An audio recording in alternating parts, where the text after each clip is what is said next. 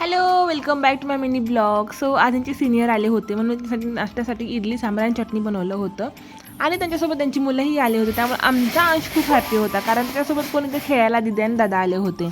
त्यांना इडली सांबार दिलं खायला, त्यांना खूप आवडलं. मोस्टली सांबार त्यांना खूप आवडलं.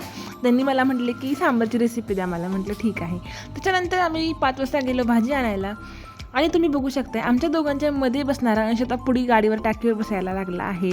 खूप हॅपी असतो तो बसल्यानंतर. वापस येऊन उतरवलं की रडतो लगेचच. भाजी वगैरे घेतली, वापस घरी आलो. घरी आल्या आल्या अंशांचा झोपी गेला. म्हटलं आता जेवणाचं आवरून घ्यावं. जेवणाला काय बनवलं मी, दुपारी राहिलेली इडली होती. म्हणली फेकून द्यायची काय, आता बनवावं त्याचं आपण इडली फ्राय. मी बघितलं होतं आणि मी फर्स्ट टाईम ट्राय केलं आणि खरंच खूपच ऑसम झालं होतं ते खायला. मला तर खूप आवडलं बाबा. मग मी ह्यांना विचारलं कसं झालं, ह्यांना पण खूप आवडलं.